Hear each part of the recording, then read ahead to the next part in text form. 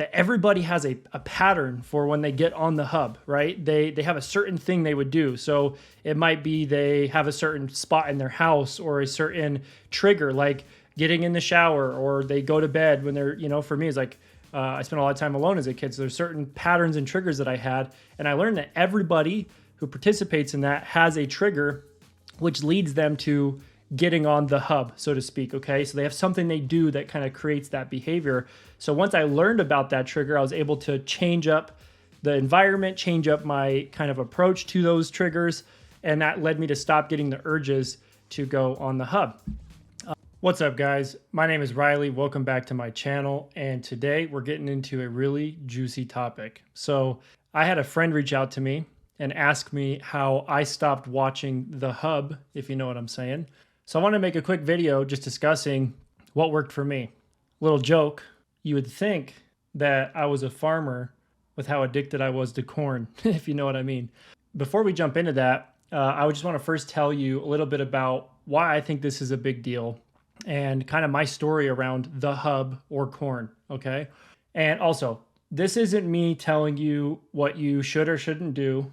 This is just my experience, okay? And I think that everyone deserves to make their own choices and to decide for themselves what is right and what is wrong.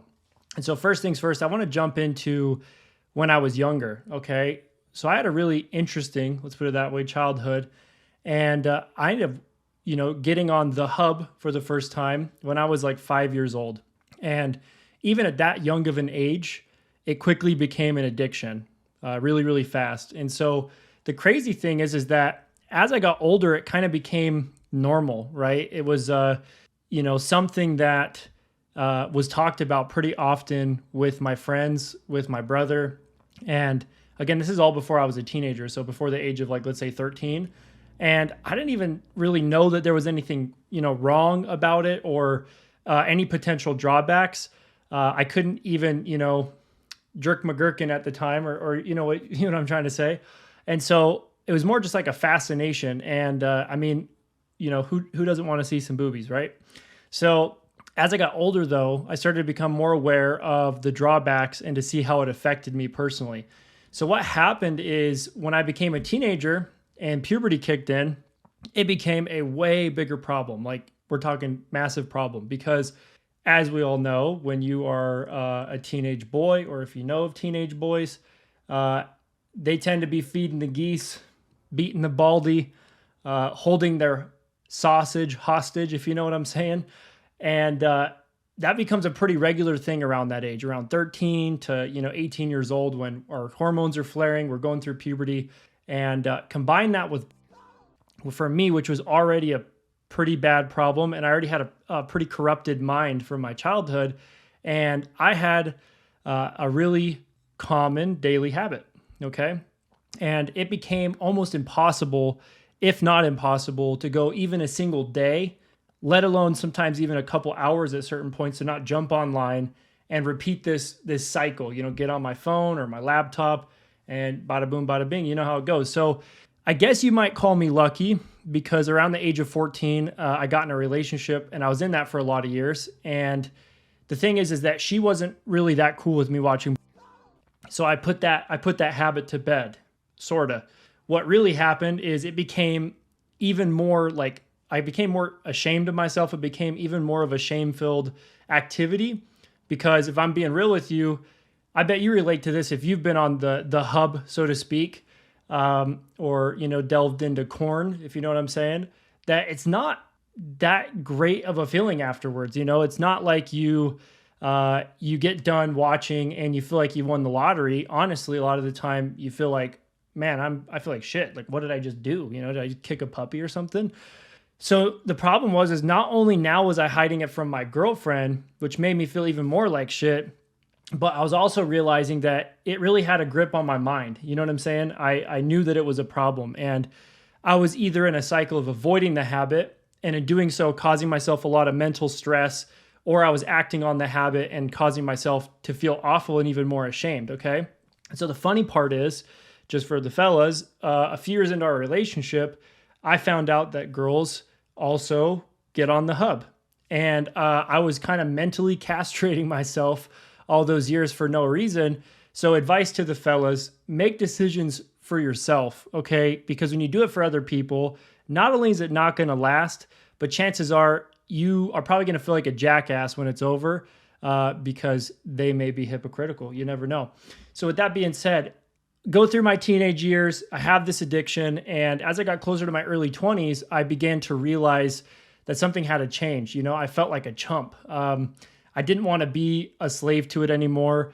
I didn't want to continue to have this bad relationship with myself and this thing. And it was really messing with my own sexuality, okay? So I was experiencing like a lot of intense comparison to the people I would see in those videos. I was having performance anxiety in my own sex life and just kind of filled with shame, which led me to having a lot of shutdown sexually and also leading to having a hard time performing in bed, you know, because I was just so in my head, man. I was either stuck in my head because I was ashamed of like what I was doing behind closed doors, or that I wasn't living up to what I was seeing in those videos or images that I was watching. And so, yeah, I kind of just went into this cycle, you know, where it was almost like I would stop for a bit and I'd be good. And then all of a sudden it would come back with a vengeance. The next thing you know, I'm deep diving on the internet and feeling like shit. And then, you know, then it would go into a cycle of I couldn't even like open my browser or go on Reddit or something without feeling like this intense urge take over. Okay. So what happens next is I finally had enough. And I'm really happy to say that now at almost 25 years old, I have been, let's call it sober, or I've abstained from getting on the hub or, you know, participating in corn. And it's also been a year since I've been participating in nofap, which if you're not familiar with that, you can look it up. And so let's get to the part where I give you what you came here for, right? How did I do this? That's what a lot of people are asking. That's what my friend asked me. And so I want to give you guys a couple different tips and kind of tell you about how I stopped going on the hub and stopped participating in corn, okay? So the first things first, the first thing I did is I talked about it, okay? I admitted it to myself and to other people, which made me not feel ashamed anymore for a couple of reasons, because I wasn't holding on to it, trying to have this dark secret. And as I talked to people, I realized like, dude, most people, male or female, have had this problem or have participated in this behavior at some point in their life. So there's not really anything to be ashamed of. It's just more, is it working for me or not? Which it wasn't. So I chose, you know, to stop. Something else that helped is that I learned that everybody has a pattern for when they get on the hub, right? They have a certain thing they would do. So it might be they have a certain spot in their house or a certain trigger, like getting in the shower, or they go to bed when they're, you know, for me, it's like, I spent a lot of time alone as a kid. So there's certain patterns and triggers that I had. And I learned that everybody who participates in that has a trigger, which leads them to getting on the hub, so to speak. Okay. So they have something they do that kind of creates that behavior. So once I learned about that trigger, I was able to change up the environment, change up my kind of approach to those triggers. And that led me to stop getting the urges to go on the hub. Another thing I did is I created contrast. And what that means is I learned about the benefits of the alternative. So for me, that was learning about the benefits of not masturbating through nofap and semen retention. And I also got really real with myself on what is this costing me versus what is this giving me, right? I have this habit. What's it giving me? Not a whole lot. A lot of shame. It's a kind of a waste of time. And it makes me feel like shit about myself versus what is it costing me? A lot. I'm having a hard time with my own sexuality. I'm feeling ashamed of myself. I have all these different things that it's kind of fucking with in my life. And I realized like that wasn't just worth it. It was no longer worth it to me. Plus it just felt like it had me by the balls. You know what I'm saying? So a couple other things that I did. I asked myself straight up, look, do I want to be the guy behind the screen watching other people?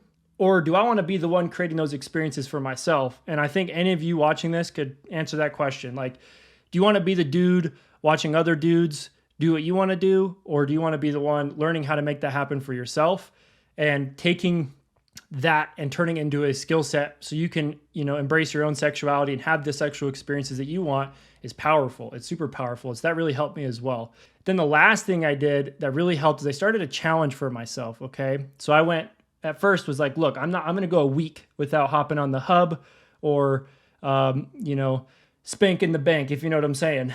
And that became a month. Next thing you know, that became 90 days. And now we're going on over, man, it's been, I think, a year and a half or something crazy. And so I hope this helps, guys. That's what I did to beat that, addiction I had to getting on the hub, to, being obsessed with corn, if you know what I'm saying. And I hope you got value in today's video. All I ask is you comment down below if there's something that stood out to you. I hope my story was insightful. You found some humor in my perverted jokes. And yeah, I hope it helps you, honestly, man. Like I say, I'm not here to judge you or anybody for that matter or tell them what's right or wrong, but this is my experience. And I will say my life has gotten drastically better in every way since I chose to stop these habits. My sex is better. My confidence is better. My sexual abilities are better. My mental is less clouded. And overall, life is just a lot better. So consider it. Take what you can from it. Leave the rest. And that's it for today's video, guys. So again, comment below if you took something out of this. Share it with a brother or a sister you know could use this message or might find some value or humor in it. And again, you do you. I'm going to do me. But until next time, guys, I will see you in the next video. Peace.